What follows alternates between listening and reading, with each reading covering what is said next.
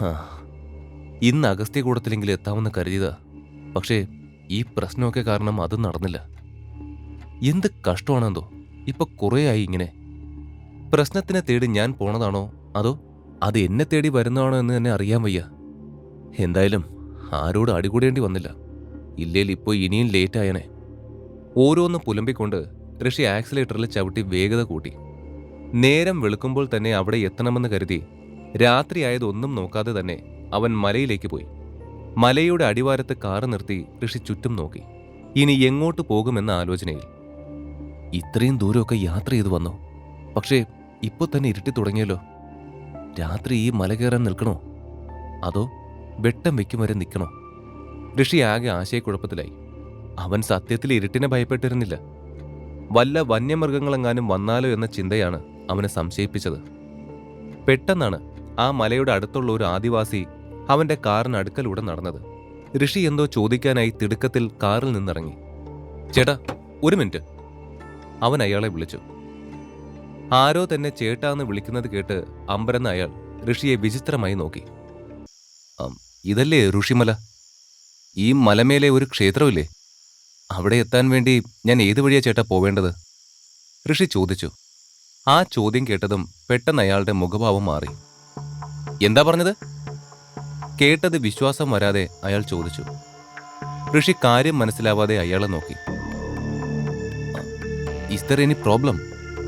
ചേട്ടാ, ഋഷിമല, അതിന്റെ മുകളിലൊരു ക്ഷേത്രം കേട്ടിട്ടില്ലേ?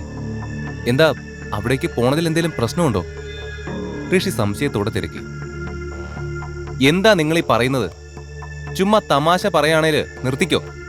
വൈകുന്നേരം 6 മണി കഴിഞ്ഞാൽ പിന്നെ ഈ നാട്ടിലെ ആൾക്കാർ പോലും ആ മല കയറാറില്ല. അപ്പോഴാണ് ആരാണെന്നോ എവിടുന്ന് നിന്നാണെന്നോ അറിയാത്ത നിങ്ങൾ കയറാൻ പോകുന്നത്. എന്താ വല്ല ഭ്രാന്തും ഉണ്ടോ നിങ്ങൾക്ക്? അല്ല, ആ ക്ഷേത്രത്തിനെയും അതിലുള്ള മലയെ പറ്റിയൊന്നും വ്യക്തമായി നിങ്ങൾക്ക് അറിയില്ലേ? വഴി തെറ്റി കാട്ടിച്ചെന്നെങ്ങാനും കുടുങ്ങിയാൽ പിന്നെ ദൈവം വന്നാലും നിങ്ങളെ രക്ഷിക്കാൻ കഴിയില്ല. ഉള്ളിലുള്ള ദേഷ്യവും അങ്കലാപ്പും മുഴുവൻ പുറത്തു കാണിക്കും വിധം അയാൾ പറഞ്ഞു. ദേഷ്യത്തെക്കാളും അയാളുടെ വാക്കുകളിൽ താക്കീതും ഉപദേശവും നിറഞ്ഞു നിന്നിരുന്നു. ഓ ഓ സോറി, എനിക്കിതൊന്നും അറിയില്ലായിരുന്നു. ഞാനല്പം ദൂരെ നിന്ന് വരുവാണ്. And thank you for the advice. ഈ രാത്രിയിൽ മല കയറുതെന്നല്ലേ ഉള്ളൂ. അപ്പോൾ തൽക്കാലം ഞാൻ ഇന്നിവിടെ എവിടെയെങ്കിലും സ്റ്റേ ചെയ്തിട്ട് രാവിലെ പുറപ്പെട്ടോളാം. എനിവേ, ഇവിടെ അടുത്ത് എനിക്ക് താമസിക്കാൻ പറ്റിയ വല്ല ഹോട്ടലും ഉണ്ടോ? താമസിക്കാൻ സ്ഥലം കിട്ടുമോ ചേട്ടാ? ഋഷി പെട്ടെന്ന് തന്റെ ചോദ്യം മാറ്റി എളിമയോടെ ചോദിച്ചു. അത് കേട്ടതും സമാധാനവും ആശ്വാസവും വന്ന പോലെ അയാൾ പുഞ്ചിരിച്ചു. പക്ഷേ ഋഷി ചോദിച്ച അവസാന കാര്യം കേൾക്കെ അയാൾക്ക് തമാശ പോലെ തോന്നി. എന്താ ഇങ്ങനെയൊക്കെ ചോദിക്കുന്നത്?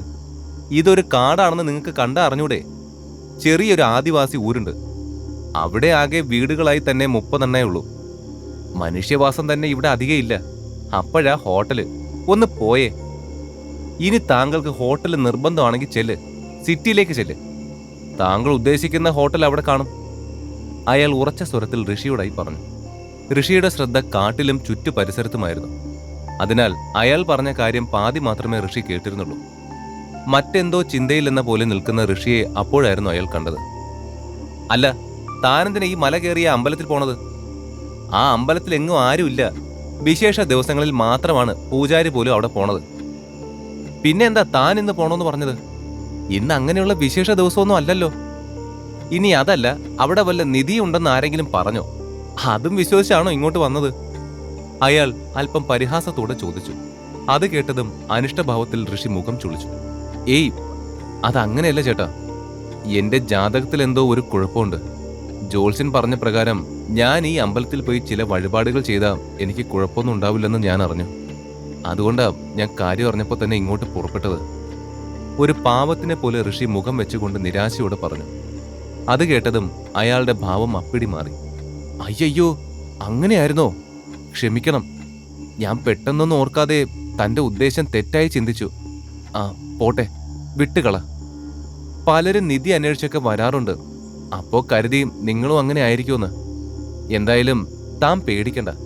തന്റെ ശാപമൊക്കെ പുഷ്പം പോലെ മാറും. ശരിക്കും ആ ക്ഷേത്രം നല്ല ശക്തിയുള്ള ദൈവം വാഴുന്നിടമാണ്. ദേവിയാണ്, പരാശക്തി. എന്തായാലും ഇപ്പോ പോയി താൻ ദേവിയുടെ കോപം വാങ്ങിച്ച് കൂട്ടണ്ട. ഇപ്പൊ ടൗണിൽ പോയി ഏതെങ്കിലും ഹോട്ടലിൽ മുറിയെടുത്ത് ഒന്ന് ഉറങ്ങിയിട്ട് നാളെ രാവിലെ ഇങ്ങ് പോരൂ. ഋഷിയെ നോക്കി ഗൗരവത്തിൽ അയാൾ പറഞ്ഞു. ശേഷം പെട്ടെന്ന് തന്നെ അവിടെ നിന്നും പോയി. വേറെ വഴിയില്ലാത്തതുകൊണ്ട് തിരികെ ടൗണിലേക്ക് തന്നെ പോകാമെന്ന് കരുതി ഋഷിയും നിന്നു. പതിയെ തിരികെ നടന്ന ഋഷിക്ക് വിശക്കുന്നുണ്ടായിരുന്നു. അതുകൊണ്ട് അവൻ അവിടെയുള്ള ഒരു ചെറിയ ചായക്കടയിൽ നിന്ന് ചായയും ബിസ്ക്കറ്റും വാങ്ങി. ശേഷം തിരികെ തന്റെ കാറിൽ ചെന്ന് കയറി. ആകെ ക്ഷീണം പോലെയുണ്ട്. ഇനി തിരികെ സിറ്റിയിലേക്ക് പോവാനൊന്നും വയ്യ. സോ ഇന്ന് രാത്രിയിൽ വണ്ടിയിൽ കിടന്നുറങ്ങാം. അല്ലാതെ വേറെന്ത് ചെയ്യാനാ? ഋഷി സ്വയം പറഞ്ഞു. ഋഷി കാറിന്റെ സീറ്റ് പുറകിലേക്ക് ചാരി സുഖമായിരുന്നു. അപ്പോഴും അവന്റെ കണ്ണുകൾ മുന്നിലെ മലയിൽ തന്നെ ശ്രദ്ധയോടെ വീക്ഷിക്കുകയായിരുന്നു. ഏറെ നേരത്തിനൊടുവിൽ ഋഷി തളർച്ചയിൽ കണ്ണുകൾ അടച്ച് ഉറങ്ങിപ്പോയിരുന്നു. സമയം മുൻപിലേക്ക് പോയിക്കൊണ്ടിരിക്കെ പെട്ടെന്ന് ഉറങ്ങിക്കൊണ്ടിരുന്ന ഋഷിക്ക് ചുറ്റും അസ്വാഭാവികമായി എന്തൊക്കെയോ നടക്കുന്നത് പോലെ തോന്നി. അവന്റെ കാറിനുള്ളിൽ ഔഷധ സസ്യങ്ങളുടെ ഗന്ധമാകെ പരക്കുന്നത് പോലെ ഉണ്ടായിരുന്നു. കൂടാതെ ഋഷിയുടെ ചെവിക്കരികിലായി എന്തോ ഒരു അവ്യക്തമായ ശബ്ദവും കേട്ടു. നല്ല ഉറക്കത്തിലായിരുന്ന ഋഷി മെല്ലെ കണ്ണുകൾ തുറന്നു. കണ്ണ് തുറന്നുകൊണ്ട് അവൻ തല ചരിച്ചതും കാറിന്റെ ഗ്ലാസ്സിലൂടെ പുറത്തൊരു മുഖം തന്നെ നോക്കി നിൽക്കുന്നതായിരുന്നു പെട്ടെന്ന് കണ്ടത്. അത്രയും ധൈര്യശാലിയായ ഋഷി ആ നിമിഷം പേടിച്ച് നെഞ്ചിൽ കൈവച്ച് പിന്നിലേക്ക് ആഞ്ഞുപോയിരുന്നു. ഇരുട്ടിൽ ആ വൃദ്ധന്റെ മുഖം നന്നായി തന്നെ ദൃശ്യമായിരുന്നു. പുഞ്ചിരിക്കുമ്പോൾ പല്ലുകൾ മാത്രം തിളങ്ങുന്ന ഒരു വൃദ്ധൻ. ആളെ കണ്ടതും ഋഷി ആശങ്കയോടെ നിൽക്കാതെ ധൈര്യം സംഭരിച്ച് തന്റെ കാറിന്റെ ഗ്ലാസ് താഴ്ത്തി. അത് കണ്ടതും ആ വൃദ്ധൻ പൊട്ടിച്ചിരിച്ചു. നീ വന്നല്ലോ.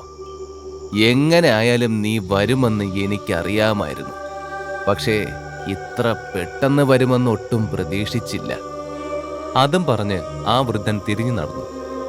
ഋഷിക്ക് അയാളുടെ ആ ശബ്ദം കേട്ട മാത്രയിൽ തന്നെ അതാരാണെന്ന് മനസ്സിലായി. ഒരു ഞെട്ടലോടെയായിരുന്നു ഋഷി ആ ശബ്ദത്തിന്റെ ഉടമയെ തിരിച്ചറിഞ്ഞത്. പക്ഷെ ആളെ മനസ്സിലായതും അവൻ പെട്ടെന്ന് തന്റെ കാറിൽ നിന്നും പുറത്തേക്കിറങ്ങി.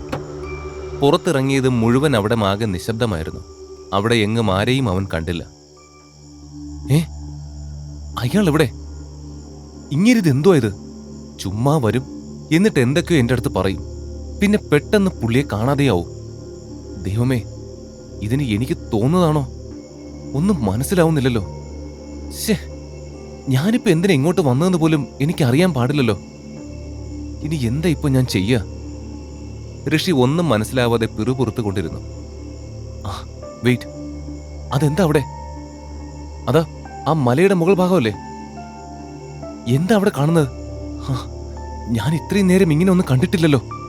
ഇതെന്താ പെട്ടെന്ന് അവിടെ ഇങ്ങനെ? ഇനിയൊരു പക്ഷേ ഇതായിരിക്കുമോ എനിക്കുള്ള സിഗ്നൽ? ഋഷി സ്വയം ചോദിച്ചുകൊണ്ട് മലമുകളിലേക്ക് തന്നെ നോക്കി. അവിടെ താൻ കാണുന്ന കാര്യം എന്താണെന്ന് അവൻ ശ്രദ്ധയോടെ ഏറെ നേരം നോക്കി നിന്നു. കാര്യം ഏകദേശം മനസ്സിലാക്കിയപ്പോൾ പെട്ടെന്ന് ഋഷിയുടെ കണ്ണുകൾ ആശ്ചര്യത്താൽ വിടർന്നു. ദൈവമേ, ഞാൻ ഈ കാണുന്നത് സത്യമാണോ അതോ എന്റെ തോന്നലോ? ആ മലമുകളിലായി പ്രത്യക്ഷപ്പെട്ടുകൊണ്ടിരിക്കുന്ന തീപ്പന്തങ്ങൾ നോക്കി ഋഷി സ്വയം ചോദിച്ചുപോയി. അവന്റെ കണ്ണുകളിൽ ആ ചെറിയ തീപ്പന്തങ്ങളുടെ തിളക്കം പ്രത്യക്ഷമായിരുന്നു. ആ തീപ്പന്തങ്ങൾ ഒന്നിനു പിറകെ ഒന്നായി നീങ്ങിക്കൊണ്ടിരുന്നു. തെല്ലൊരു സംശയത്തോടെ ഋഷി പെട്ടെന്ന് ആ തീപ്പന്തങ്ങൾ എണ്ണി നോക്കിയപ്പോൾ മൊത്തം അവ 7 എണ്ണം ഉണ്ടായിരുന്നു. അത് കണ്ടതും ഋഷിയുടെ ഉള്ളിലെ സംശയം വല്ലാതെ കൂടി. രാത്രിയായാൽ ഈ മലമേലെ ആരും ഉണ്ടാവാറില്ലെന്നല്ലേ ആ ആദിവാസി ചേട്ടൻ പറഞ്ഞത്? അപ്പോ പിന്നെ ഇപ്പൊ അങ്ങോട്ട് പോകുന്നതും ഇതുപോലുള്ള കാര്യങ്ങൾ ചെയ്യുന്നതും വെയിറ്റ്, അത് തീപ്പന്തങ്ങളല്ലല്ലോ. ഈ കഥ തുടർന്ന് കേൾക്കുന്നതിനായി ഇപ്പോൾ തന്നെ പോക്കറ്റ് FM ആപ്പ് ഇൻസ്റ്റാൾ ചെയ്യൂ. Link in description.